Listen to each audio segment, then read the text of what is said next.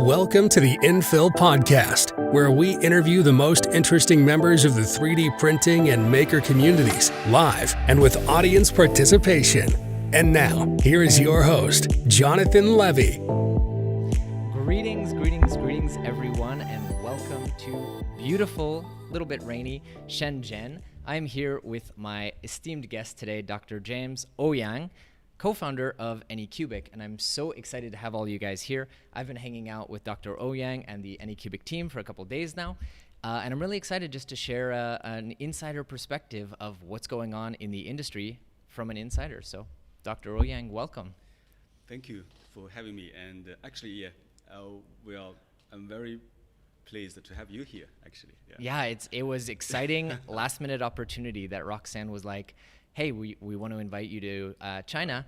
And I've been watching a lot of, this is a funny story, I've been watching a lot of this YouTube channel called Yes Theory. Mm-hmm. And their whole philosophy is like seek discomfort. The most amazing things in life happen when you say yes. Mm-hmm. And so I've been watching for like a month or two these videos of like traveling. And I said to my wife, it's going to be a little bit uncomfortable bringing two kids under the age of 3 to China. Yeah. But I think we have to do it, and she agreed with me. So first shout out is a huge thanks to my wife, who's with our kids now, because as you know, as a father of 3, nothing is possible without a good partner. Yeah, totally. Dr. Ouyang, I'd love to hear, and I'd also love if people would let us know in the comments that our audio levels are good. This is live, so there will be hiccups. As you saw, we went live a couple of minutes late. I'd love to hear your story and biography. I know you studied abroad for many years. You did a PhD. But I know that from chatting with you offline, I think our audience would be so interested to know kind of your journey and how you got into 3D printing and entrepreneurship as a whole. Yeah. For me, it's kind of simple. Experience. Before AnyCubic, right before AnyCubic, I spent almost 5 years in New Zealand, studying chemical and materials engineering in the University of Auckland. And before that, I stayed in the university for many years. So right before I entered AnyCubic, actually I was teaching in university, for materials engineering. So I was working on projects about 3D printing materials. Aha. Yeah. So resins or FDM or both? Actually, it's about ceramics.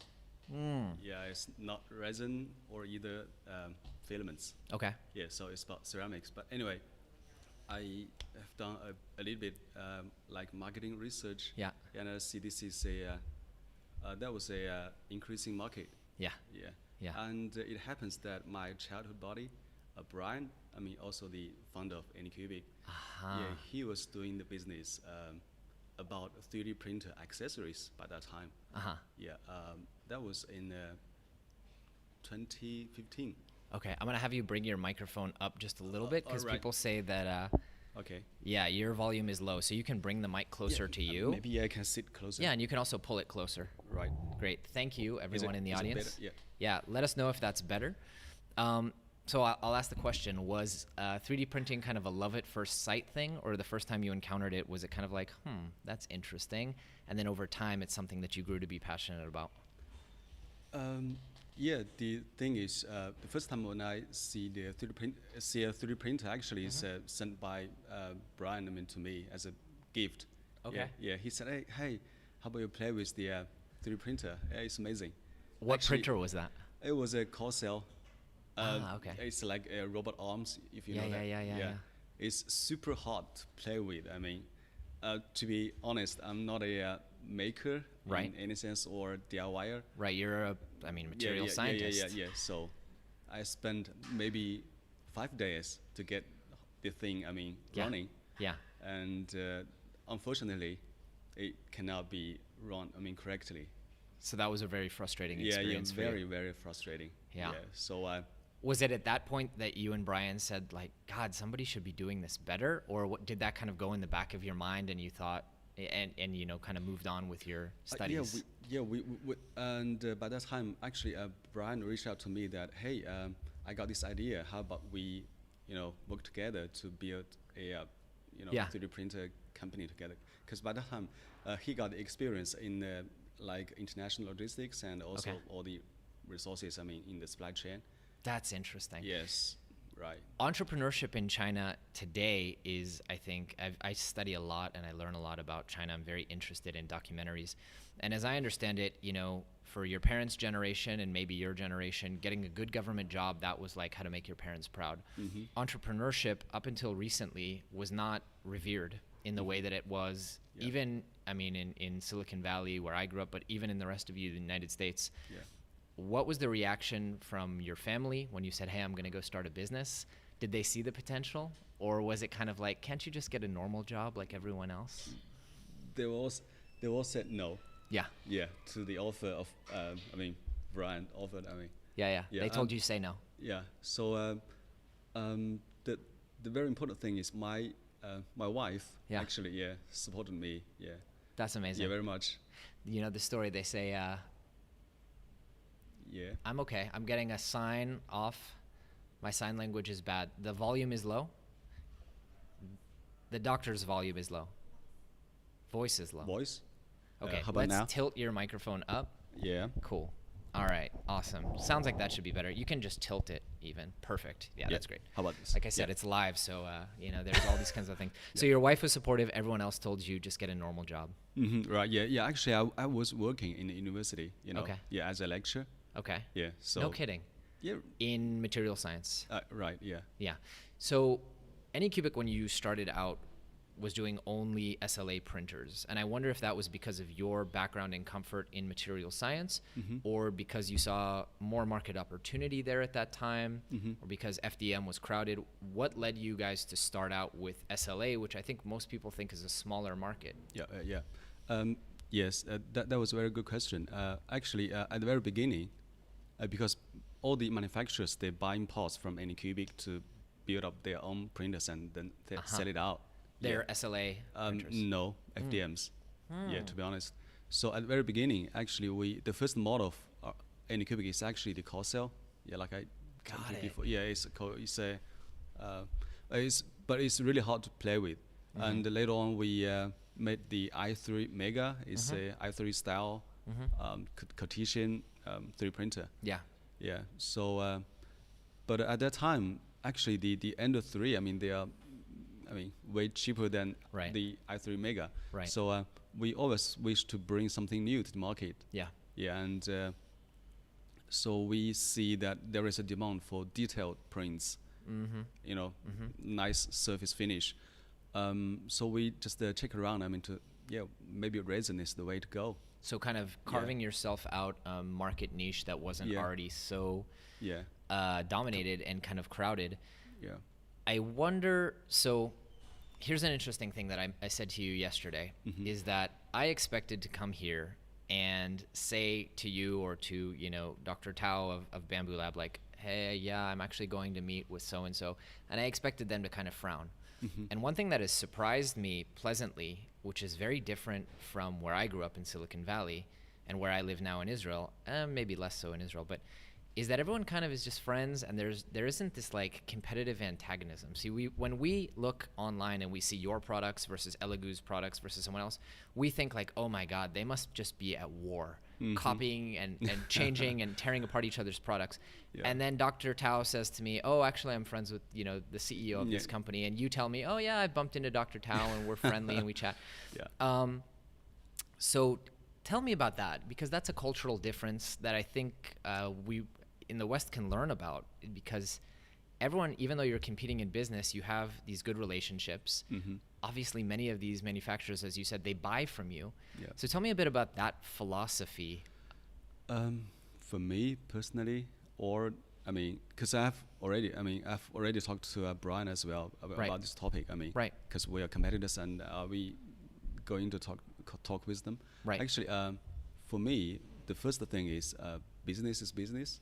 Yeah. You know, when it comes to business, we have to take it very seriously. But in person, we can still talk. You know. Right. Yeah, we have to talk. Right. And the second thing is, this is a big market. It should be a big market. Right. Yeah. It must be. Allow several players. Yeah. In this industry. If it's only one, then maybe it's kind of small. And also, at this stage is kind of very undeveloped. Yeah. I mean, for the market. Yeah. So they must need, I mean, one more players. Right. To, So kind of the accelerate. philosophy is that the pie is big enough for all of us. We can all be civil. Yeah. I really love that. You don't have to answer this question. This might be a hard one. But who do you consider to be the competitor that is most pushing you guys to create your products? When you look at what they release, because you guys are in SLA, it may be a different answer than the answers others give. But who is the person that you're watching to say, okay, we need to be at the top of our game to make sure we meet the quality of their products? You don't have to answer if you're uncomfortable. Apparently, I mean, on the market, like you said, there are a lot of consumer grade 3D printers. I mean, so we have to, the sales department will give the R&D team a lot of pressure. You see, that I mean, they push it out. I mean, their products, we have to keep up or catch up with all these features. So in this sense, we are competitors. I mean, in many ways, but to be honest, I think, I mean, if consumer grade 3D printer will enter the daily lives, then there must be, I mean, the products on the market. I mean, for now, currently, it cannot meet. I mean that requirements. I mean, eventually. So probably we will see several generations of evolution of products. I mean, I mean, like previously, the Innit did a very good job to lower the price and quality to make things, I mean, more reliable and deliver very good results. And later on, I mean, Bamboo Lab, they did a very good job on the products development. Maybe what's next? We will. From an outsider perspective, I'm not so educated on resin, but it seems like you guys and Elegoo are neck and neck, always racing, and always proceeding the same thing. Is that a friendly relationship? You know, again, you can always say you prefer not to answer. Yes, I mean, it's a very interesting situation. You know, actually the thing is, because I mean, toy to toy, I mean, the products, I mean, they are very similar. Right. Yeah. Maybe in every aspects. But the thing is, we have to put more resources on R&D. To make products. I mean, more differentiated. I mean, from the other products. Otherwise, it seems to me that they're your kind of biggest competitor, and you guys are pushing one another. And it's this race that reminds me of like Rolls-Royce and Bentley. You know, like always trying to push one another to create better products. But maybe it's not on that level. I mean, Rolls-Royce, Bentley. But the thing is, previously we always competed, I mean, to each other with the screens, I mean, the resolutions, or the printing size, printing volume, and the prices, the cost. I guess that is not a very healthy way to do business. But I mean, but anyways, we have maybe. But I think you know, as someone said in the comments, only one Muppet said, competition always breeds innovation and price changes. It's like, definitely you and your engineers are doing your best work because I mean, we can look at, you probably won't say it, but I'll say it. FDM 3D printing had very little innovation for 5 years, from 2017 to 2022. And then one company came along and just changed everything. And all of a sudden, everyone's innovating again. And, you know, you can say a lot of nice things about Creality, but I think they would admit to themselves as well that they didn't really innovate a lot. It was like the Ender 3 Plus, the Ender 3 Neo, the Ender 3 V2, the Ender 3 V3, the Ender 3 V17. It's like the Fast and the Furious movies, you know? And then all of a sudden, now they're doing CoreXY, and they're doing LiDAR. And, and so, you know, I think it's healthy and it's normal and it's natural. What I love about what's happening here is it doesn't seem to me like you hate your competitors. It seems to me like you respect them. And I think that's to be complimented. And that's a compliment to you, but I think it's also a compliment to the business culture here, because everywhere I've gone, and I've gone to direct competitors like FizzTech and Big Tree Tech or Cyborg and LDO, direct head-to-head competition. Okay. And they're like, oh, great, that's awesome. Say hi for me. Like, didn't expect that, you know? And everyone's been very respectful, and no one's kind of twisted my arm and said like, hey, what did they tell you? Tell me. They're like, oh, I won't ask you, you know, what they showed you. Just say hello. And I think, again, when we look at, you know, all the products coming out, we think that there must be some vicious battle here. And in reality, it's just the actual scene is so much more friendly and respectful. Actually, we all know each other, I mean, personally. Exactly. Exactly. Right. So let's switch gears a little bit. You guys started in SLA. You're now heavily shifting weight into FDM printing. We have here, as you can see, the Kobra 2 series, and people are asking in the comments about the Kobra 2 series. You guys are very dominant in the SLA market. What was the strategy or decision or thinking behind moving also into FDM and shifting focus and engineering resources from what you guys are known for? It's a risky business decision. To be honest, first the thing for we are doing both. I mean, FDMs and also the resins. At the very beginning, actually, we did FDMs. I mean, before the resins. Oh, really? Yeah. I didn't know that. Yeah. The thing is just that to be honest, we are kind of shift our focus from FDMs to resins because of Ender 3. And we didn't put much resources on the FDM's R&D. And instead we we put a lot of resources on the resins. Right. And I mean, I don't know the numbers. I don't think anyone knows the numbers, but you guys have a very large market share in consumer SLA. I have to imagine it's like more than 30 or 40%. So that is the background, and I mean this year 2023 and we see a lot of more attention to the FDMs because of the speed and also the reliability and can be used out of the box. And so people are paying more attention. I mean, the market paying more attention to FDMs. So I mean, by this time, I mean, on the Form Next, and also it's our 8th anniversary. We Congratulations. Thank you. We wish to push out more FDM printers. So it's kind of the sense that you feel that there's a renewed interest in FDM. Now it was more about timing, I guess. Timing for the company because you've established a foothold really in SLA, but also timing in the industry that FDM is just becoming bigger and bigger and bigger. And so it made a lot of sense strategically for you guys to shift resources there. I wonder, I've never worked in a company bigger than 8 employees.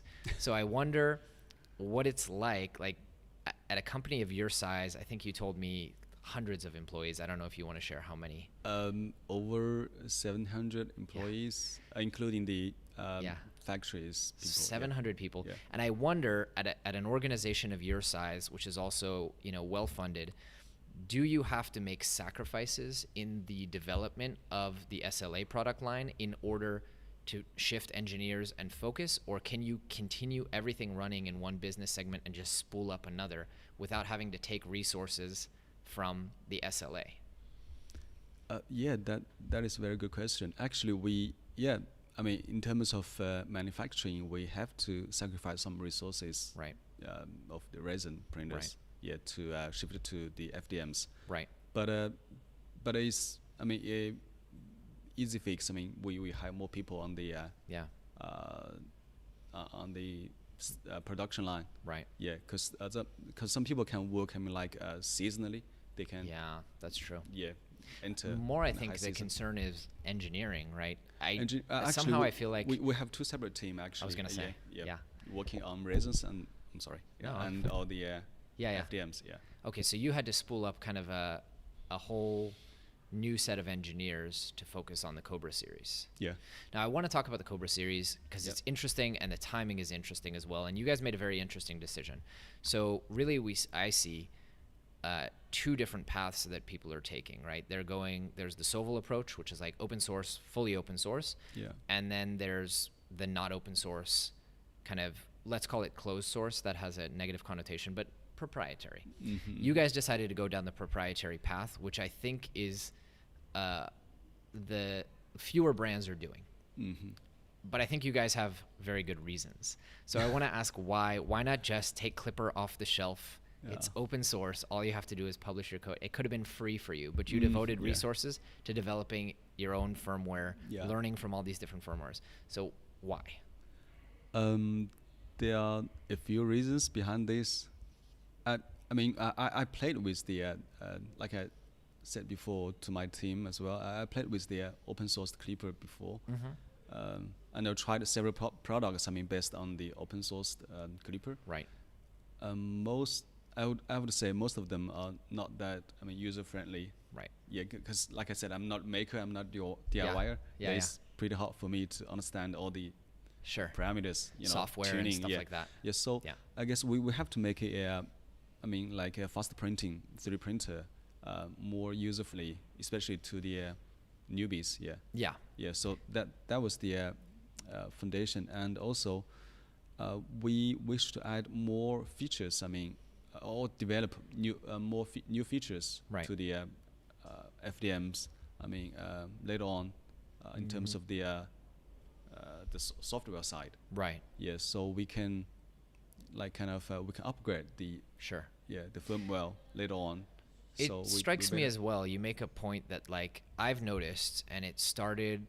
I don't know who it started with, but I know that it's become more popular with AnyCubic and some other printers that I can't talk about that are coming out. But it's also happening. It happened in vinyl cutters, and I've talked about this in videos before. That 15 years ago, I had a vinyl cutter which makes signs and stuff, and it was super unuser friendly. And then Cricut came along, and now everyone, especially people in their 40s, 50s, who did not grow up in technology, grandmas, a lot of people who consider themselves not tech savvy. And I've noticed a huge shift in 3D printing where it's okay, we've gotten all the geeks and the tech people. Now we want to go after the same market that Cricut went after. Right, because I have to say that the core users of 3D printer, for now, they are all people willing to tinker with the firmware or the printer itself. Right. But if we see this as a tool, actually people just want a simple and working printer out of the box. And do you think it's not, I think I know the answer, but I think it's worth asking anyway. Do you think it's not possible to do that on open source software that has been created like Clipper for maximum modifiability and flexibility?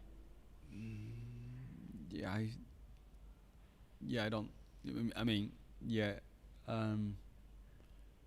like I said, I wish things to be more easy. Based on that makes sense. So what I'm hearing is it's really not the case that you guys you don't have want to have proprietary software. It's more the case that the customer you're going after needs dead simple software. So that makes sense to me. And it's the same thing with the AnyCubic M5C. I noticed it is very closed down. You can't even upgrade the firmware to in your own way. People are asking in the comments. Silver Cause Lab asks, can you ask if in the future they'll abandon the Cartesian printer and move to CoreXY like many of the competitors to be more stable and fast, or will you continue with the Cartesian versions? I want to, before you answer, note that yesterday I got to play around at Formnext with the entire AnyCubic series when there weren't too many people at the booth. And the printers are fast. They're very, very, very fast. They shake the entire table, but they're very, very fast. So I think, it is definitely possible to have very fast Cartesian printers. We can. So I wonder, I don't know if you can answer this, but are you guys looking at CoreXY, or are you very invested in Cartesian printers because of the simplicity, that anyone can maintain something like this? To be honest, before Bamboo Labs come out, and everybody thinks that the consumer grade FDMs looks like Ender 3. Right. And the thing is, maybe in the future that there will be the demands will be divided into two level. Maybe, a little bit upper that the consumers they go after the printers. Like over 6 $100. Yeah.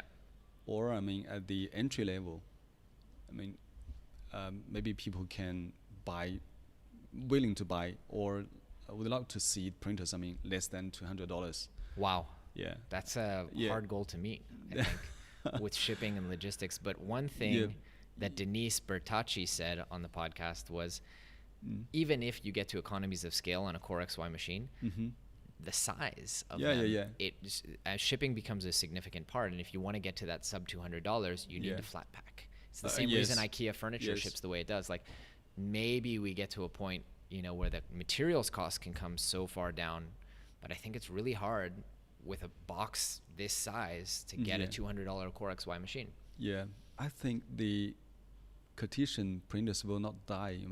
I mean, right. Yeah, because the markets, I mean, the users, they need this. I mean, it's more affordable than CoreXY. And I mean, Prusa has made this argument for years because their machines are marketed towards farms and people who run the printers 24 hours a day. Yeah. And people are finding this out with the bamboo machines. It can be the best made machine in the world, but a CoreXY is significantly more complicated. And don't get me wrong, I love my CoreXY machines. They're my babies. But if I need to maintain them, it's a lot more work because you've got to get in there and it there's a lot more moving pieces. It's a lot more complicated. It's a lot tighter to work in there. So I think there's a reason that all the beginner printers, whether it's, the Kobra 2 or the AnyCubic M5C, they're Cartesian for a reason. And it's not just cost savings. I think cost savings is a part of it, but it's not just cost savings. Yeah, and also the easy to use or to maintenance, right? Right. Yeah.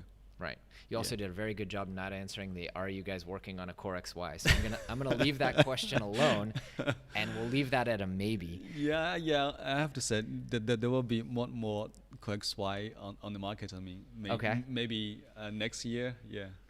That's a good. There will be more CoreXY printers on the market next year. Yeah, I guess so. That's very exciting. And remind me when, I always have a difficulty because I am in a very fortunate position. I get the printers early. Remind me when the Kobra series comes out. The Kobra 2 series. I think they will be available on our website. I mean, AnyCubic.com. On the 1st of September or the 2nd of September. So that's in a couple days. Yeah, because that is our 8th anniversary. And 8 is obviously a very fortunate number. It's a very fortunate number in China, or maybe in the other culture. Yeah. But anyways, we were going to launch 4 models on the 8th anniversary on our official website. Yeah. So we've got Kobra 2, Kobra 2 Neo, Kobra 2 Max, and Kobra 2 Pro. Actually, 4 models: Kobra 2 Neo, 2 Pro, 2 Plus. Right, I forgot the Plus. So the Kobra 2 is actually the previous series, or was released already? Sorry, the Kobra 2, just regular Kobra 2. That was released, I mean, Q1 of this year. Okay. Yeah, I always get it mixed up because by the time I get around to... because there are too many Kobras. Right. It's okay. Right. So I mean, all these 4 models, they've been made to print, fast, and also keep a very decent printing quality. Right. Yeah. Yeah, you had a sample benchy around here somewhere. For you. But I mean, I've been playing all day yesterday. I was playing with them. Yeah. And I wonder, I mean, so obviously FDM is a much more crowded market than SLA, but I wonder, is it because it's so big, you guys really only need to carve a small market share to it have paid off all the R&D, or is it the case that you really need to? It needs to be a blowout success. If we wish to, get to that point, eventually we have to put more R&D resources than we do for now. Right. Yeah, because for now, for us it's kind of we're kind of it's kind of market driven because we can see the trend.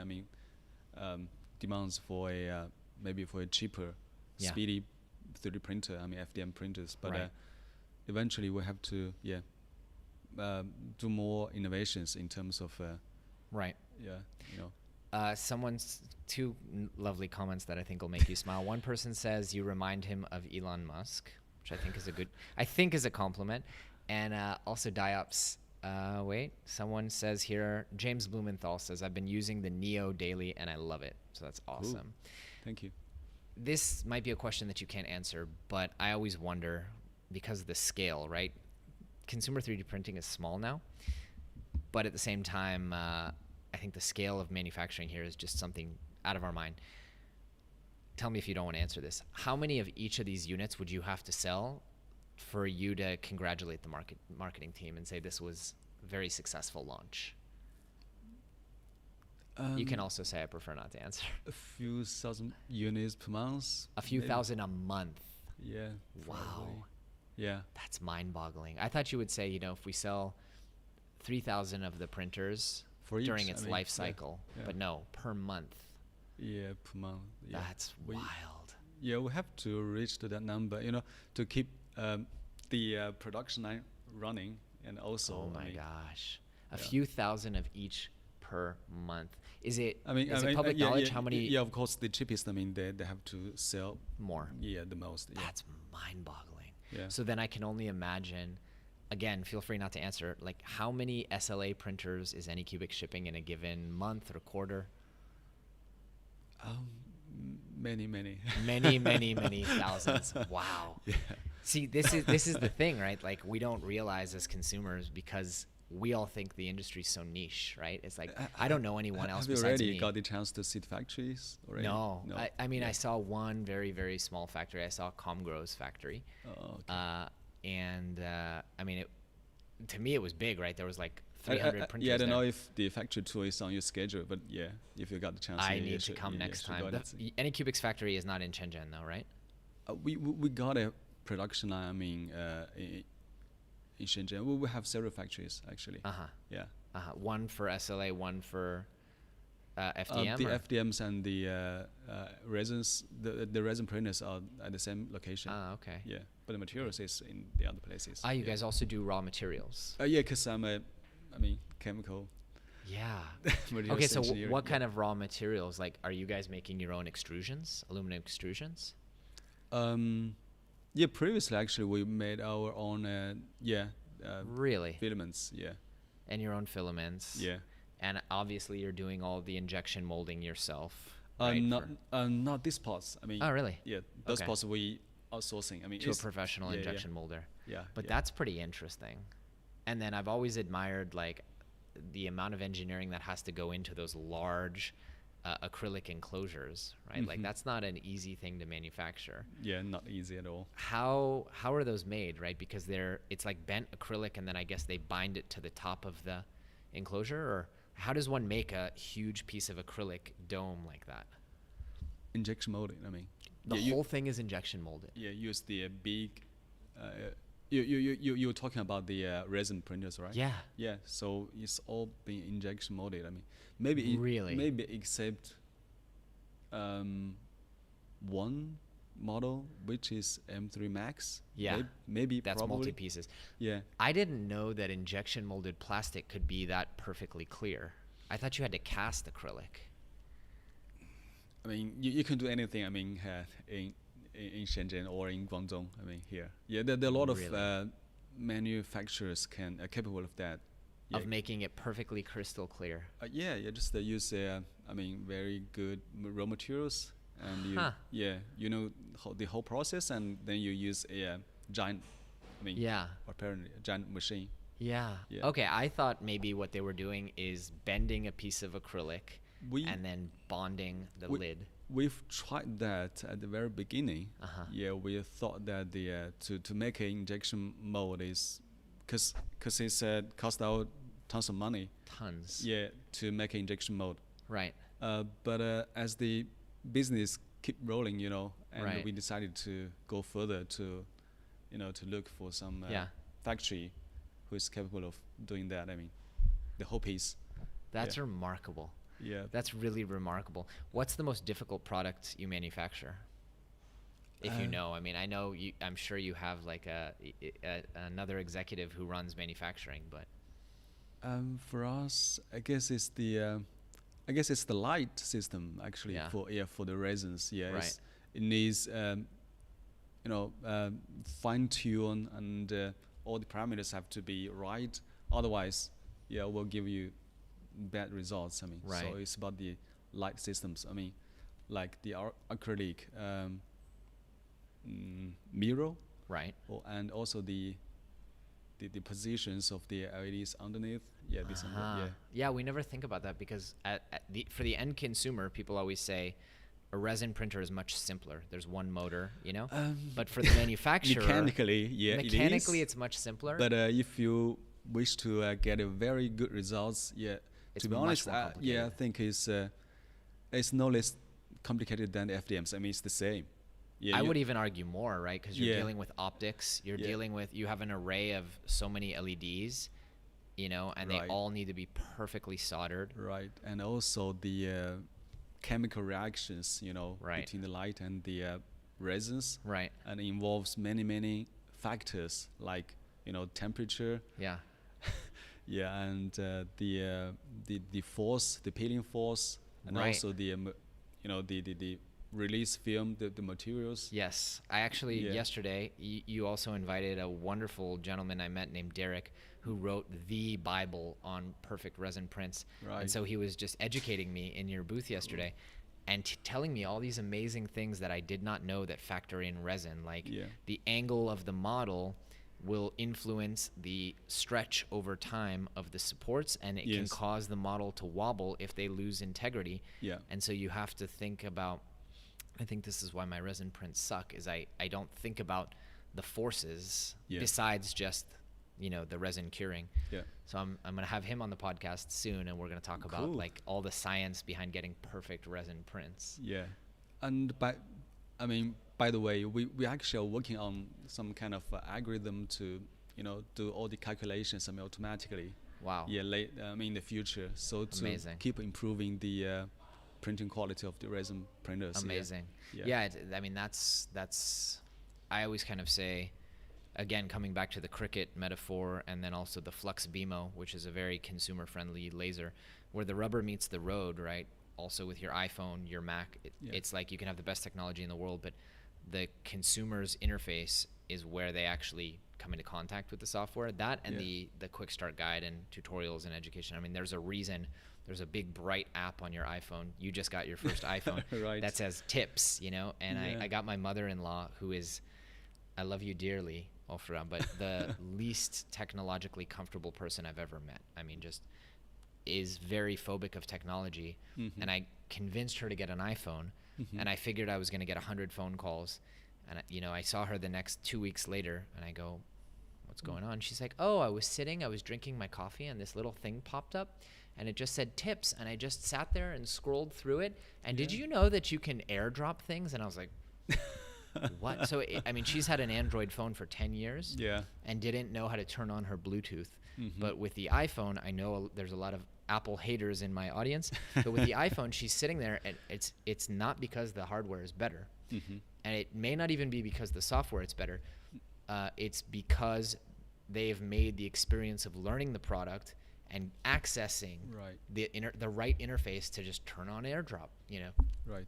so much more user-friendly. And that's what Apple is known for, right, is like hiding all the complexity. Right. I guess that is also the way to go with the consumer grade 3D printers as well. Right. Yeah. Yeah, and I sense that's exactly behind the decision, not to just use Clipper Screen and to use your own firmware, your own slicer, your own photon suite. Because the Photon a Workshop, lot of things can be said about Chi2 Box and Lychee, but my mom and dad couldn't use it. Mm-hmm. You have young kids. Your 11-year-old daughter couldn't use it. Mm-hmm. Maybe, actually, I don't know. 11-year-olds, I feel like, are more tech savvy than my 80-year-old dad, and he's pretty tech savvy. I really hope that strategy works out. I think there are a lot of purists in every technology. So I was really interested in Bitcoin before this. I'm still interested in Bitcoin. Yeah. But there are purists who say, like, if you don't understand how the technology works, you shouldn't use it. And I believe that's not true. Yeah. Because I don't know how my iPhone works. Really, like, fundamentally, I don't know how Wi-Fi works. I don't know how most of the things I use work. Yeah. But I think I have a justification in using them, and I think the world and my life certainly are better because I can use them. Yeah. And I know that 3D printing is the same. If we can empower people, children comes to mind immediately. Like if we can get 3D printing safe enough and easy enough that a 6-year-old kid can use it without parental supervision, like think of the empowerment to that child. Yes. And I really hope it works. I really hope it doesn't become, there are so many technologies that don't trickle down. Yes, I think there will come, soon in the future. Yeah. Because there are 4 factors involved for 3D printing. The 3D model, the slicer, the printer, and the materials. Right. Yeah, I think there will be more improvements or huge progress. Yeah. To those 4 factors. Right. Well, and Anchor they have this app. You skip the whole slicer. Yeah. And I think that's going to happen a lot more. Is just skip the slicer, just print it directly. Cricut does this well too. They're real schmucks about it, and they have like $120 a year subscription if you want to just download and print their existing projects. So it's like a happy birthday sign, like pay $5 or pay our subscription. So they're like jerks about it, and they don't. It's not the same culture as 3D printing, open source. Like everyone just share their models. Tip me if you want to, but I think that's the way it has to go. And I think there are going to be purists who say like, when I got into 3D printing, I had to learn how to change out a motor and unclog a nozzle. And I want to encourage my audience every time we talk about this, because it's come up a lot ever since the M5C review a couple weeks ago, is I want to encourage them to welcome those people in, because just imagine a world where your parents didn't know how to use an iPhone, or where children didn't know how to use iPads. It's like not a world I want to live in, where only people who are tech savvy and comfortable can enjoy the benefits of technology. Yeah, of course, yeah. And I think, like I said, 3D printing is the most empowering way to get people into not only engineering, but also design, right? Yeah. Like, I know this amazing woman, Bridget Koch is her name. She was in a little mastermind group that I had. She's a fashion designer. Like, she's, I think, also, geek and tech savvy. I hope you don't mind me saying that, Bridget. But like, she designs amazing fashion, and if it were just 3D printing, she wouldn't get into this hobby. But she's been empowered to do something else, right? How many people are going to be empowered to be better dentists with dental resins and stuff like that? So that's my lecture on 3D printing and democratization.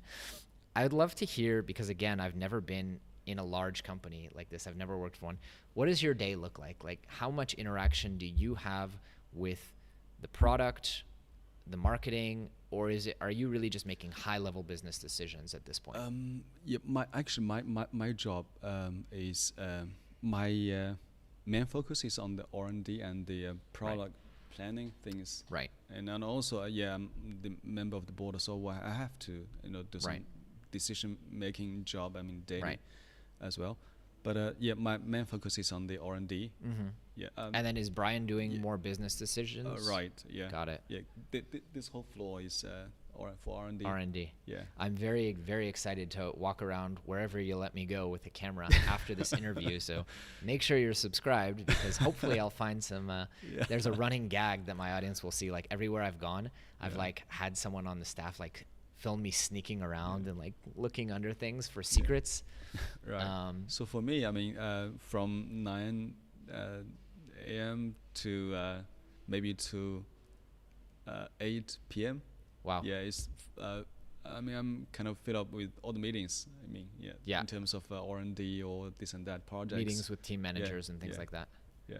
Yeah. So basically, that is, my daily job looks like. Yeah. Would you say that you use your education every single day? Or at this point, it's a lot of things you learned on the job? Yeah, actually, a lot of things I learned on the job. Yeah. Right, because you're a scientist, not an engineer, right? Yeah. You have to learn. Yeah. So you had to learn a lot of engineering skills. Right. What is the biggest challenge facing AnyCubic as a company right now? I guess the first of all, the thing is we have to put more resources on the R&D. That is for sure. Yeah, and even we, I remember that you reviewed the new resin model. The M5S. even for the M5S, we are still, thinking about, like big new improvements Right. to the models. So a lot of R&D resources will be put on both the resins and also the FDMs. Yep. And the other thing is, actually, we do business, overseas, outside of China mainland. So the other challenge is for us is the customer service, actually. I think. Really? Yeah. Huh. Yeah. That's such a funny little thing. Yeah. I guess you guys ship direct. You don't use a lot of retailers. We sell more. We sell directly. More than we use. Then we use the local distributors. Interesting. And is customs a challenge because you're dealing in 3D printers, or it's just a challenge for anyone shipping product from China? I guess both. Yeah. Yeah. And also, for us, some of their users, they're kind of new to the 3D printer, 3D printing. So a lot of questions and a lot of complaints, the tickets. Yeah. But the thing is, we are thinking about, some kind of local support to our customers, to our users. Yeah. Yeah, it's on our schedule, but we will see. So that's another shift that I've seen is, I think Creality operates in the old way of like Chinese businesses. Yeah. It's like, here's the product, we made it as good as we can, good luck. And then, you have people complain a lot about Bamboo's service, but they're trying, which like I don't think you can. I think they're providing better service than us do. Yeah. Really? Yeah, I guess so. That's interesting. Yeah. So that's a challenge too. What are you most excited about in AnyCubic right now? And you can't just say the new product line. Has to be something outside the new product line. I would say we see kind of a new trend. For the 3D printers. On the market. There are more and more attention to this market. Yeah. Right. That is a very good sign, because we can see all the big players into this area. Yeah. AnyCubic coming in. Yeah. If you know Xiaomi. Yeah. Yeah. Even Xiaomi, they entered this market Wait, just what? weeks ago with a resin printer. You're kidding me. Xiaomi has a resin printer. Right. Yeah. Yeah. We'll show later. How do you feel about that? They do things differently. Yeah. Because I guess their target audience is a bit of more like for entry level. Right. Yeah. So they got all the things. Like all in one together. Okay. Yeah. So they even got the cure station inside the printing chamber. Really? Yeah. Which is super interesting. Yeah. Yeah. Yeah, we'll show I have later. to check it out. I haven't followed up. Yeah, like it's a kind of crowdfunding projects on Xiaomi store. Yeah. Yeah. Well, but their strategy is like they shoot a lot and see what sticks. Right. Yeah. Like electric toothbrush, robot vacuum. Well, robot vacuum worked out really like, well. Yeah. I saw here like refrigerators, dishwashers, everything. Yeah. They have a product for everything. It's like Samsung in Korea. Yeah. In South Korea, Samsung makes everything. Right. So the thing has become more and more interesting. Yeah. I think so. I think so. That is an exciting thing to see. Maybe it's a good sign for the market is increased. It's growing. Yeah. Yeah. Definitely. What I worry about with making resin printers too user friendly is the resin itself. Right. And like, is Xiaomi, who is not a 3D printing company, are they going to adequately educate their customers about the dangers of resin? Or are they going to try and simplify it and make the product look so easy and so fun to use that they're going to skip over the part that like you have to handle this stuff like it's radioactive, Yeah. Most resins. Yeah, of course. Yeah, we have to be very careful or cautious about the resin, when you use the printers, but Right. Yeah, right. I would imagine, air purification products are going to be really exciting as these printers become more consumer friendly. I'm just kind of pontificating here, theorizing, but I know you guys have the small little air purifier devices. Yeah. And I have to imagine, if we want to get these into more people's homes, there's going to be a big market for more serious air purification and things like that. Is that something you guys are looking at? Yeah, it's I mean, we have to get rid of the smell if Right. we wish to open up a wider market. I mean, Right. there are many ways to get rid of that. Sure. Yeah, I mean the more, like you said, more serious air purifier is one way to go. Right. Obviously, yeah. There are also, I mean, other things we are thinking about. Yeah, to get rid of the smell. Yeah. Yeah. Yeah. That's But the interesting and Yeah. exciting. Right. I just signed an agreement for sponsorship with a company that makes a competitor product in China to this like Dyson smart air purifier. And like normally I often say like not everything needs to be a smart device. You know what I mean? Like my toothbrush, I don't need like reports and tracking of how well I brush my teeth. Okay. But this is cool because it will alert your smartphone if the air quality dips in your environment. So say like I'm not home, but my family is, or my kids are home. It'll like alert you. Not an advertisement, not sponsored by, and I guess at this point I should also thank AnyCubic for bringing me to Shenzhen for this podcast episode. This is not a sponsored video, but I think it's an interesting way, like tying it in. I'm just giving you my thinking, and then you can tell the R&D department and they'll tell you that I'm an idiot. But adding it into the AnyCubic app, right? So it's like synchronized with when I start a print, the air filter goes, and then it tells me. So for example, if I take the product out, right, there's going to be fumes as I move it to the wash and cure and and then the app tells me like when it's safe to go back in the room, all within the AnyCubic app. That's It's an interesting idea. Yeah. Sounds a very cool feature. As part of like, you know, making everything in the ecosystem that everything works in the one app, right? Like tying you in the same way that Apple ties you in. Someone asked here, what is your version of a near perfect 3D printer? What features will it have? I mean, I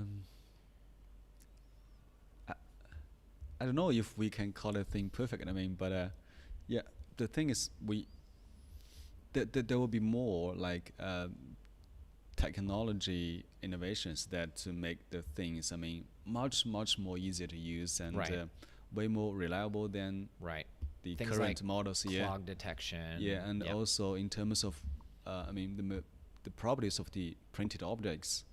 And also the smell of the resin, obviously. And a lot of things will be done. I mean, maybe in the next 2 to 3 years, a lot of things will happen. So that's it's an interesting to get an insight into where your head is at, because you didn't say anything about, you know, it'll be bigger or it'll be faster, which is I think where the geeks in the market are. But for you, someone who's working on the strategy and vision of what's going to be next in this industry, again, this is almost like the theme of this interview. It's about how do I make this easy for my dad, or how do I make this easy for my kids?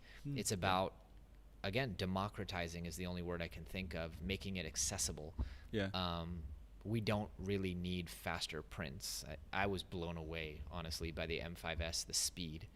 We don't need faster than that. Like no one needs, I can print the entire build volume in an hour and a half. Like if you can't wait an hour and a half, just buy 2 printers. You know what I mean? Like no one needs faster. Yesterday I played around with a tough resin. I literally hammered in nails using a resin print. Like we don't need stronger prints either. What we need is safer, I think, to your point. Safer and easier. Easier. I mean, like more successful prints. And less post-processing. And by the way, you guys announced something super cool yesterday, which is the Wash and Cure Max. The Max. So I'll tell you a funny story. I made a short about this, which you guys should check out. It's like my most successful short of the last 6 months. I went and there was the sign with all the features next to it. And I couldn't figure out, I looked in it, I'm like, where the hell does the alcohol go, or the cleaning solution? And I was like, and then I asked Roxanne, and then she asked the engineer, and then they looked at me like, oh my God. And they like lifted the sign and the tank was sitting next to it. I was like, oh, yeah. So really cool for those who don't know, like basically you just put the stuff in and it washes it, and you don't have to handle the uncured resin again.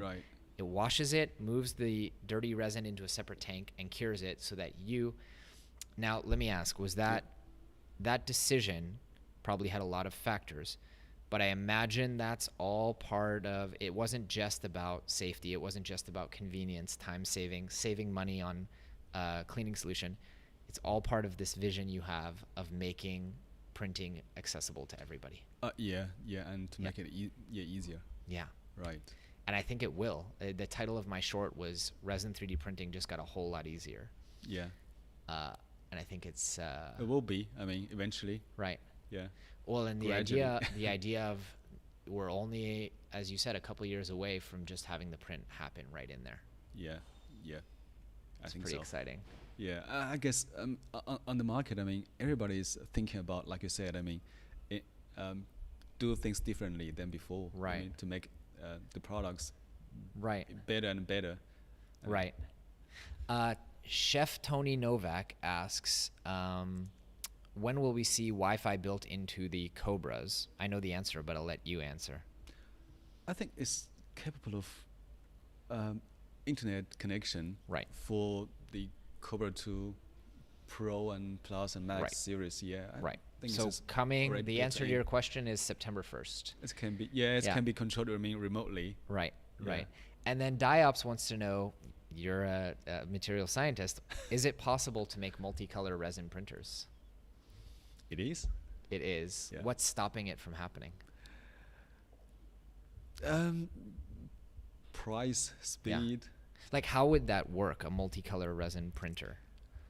There are a lot of like industrial models on the market. Really? Yeah. I mean, capable of multicolor printing, Really? using resin or ink. I have to say. Yeah. Ink, yeah. Yeah. So it doesn't use like a resin vat like a normal printer, or it does and it... It's not using a resin vat. Yeah. It's using.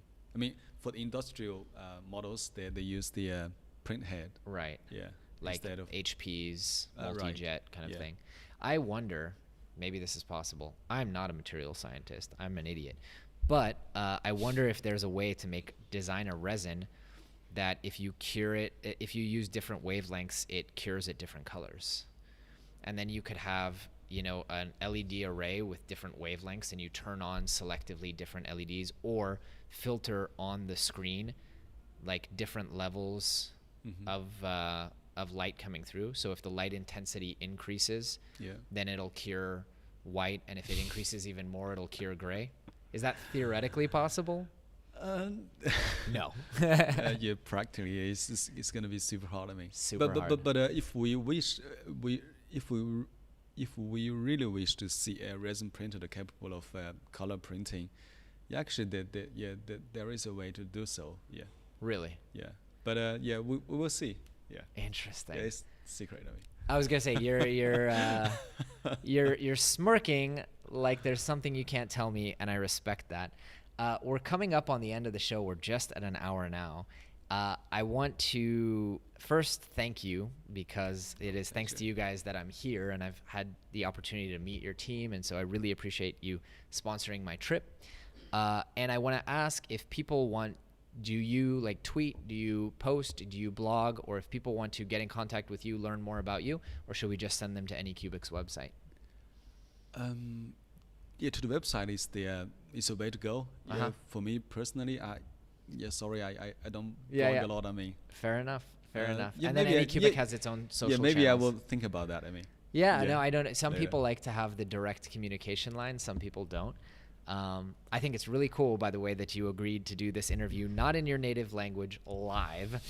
There's only been it's my first time 2 other live CEOs who have agreed, and one of them is a native English speaker.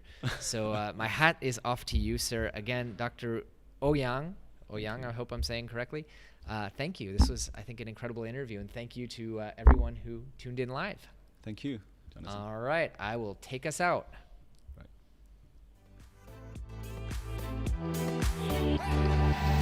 Thanks for tuning in to the Infill Podcast. For show notes or links to anything mentioned in today's episode, visit thenextlayer.com. If you enjoyed the episode, please don't forget to leave us a review wherever you're listening, or click the like button to let us know. And consider subscribing to The Next Layer on YouTube so you can tune in live and participate in the next conversation. We'll see you on The Next Layer.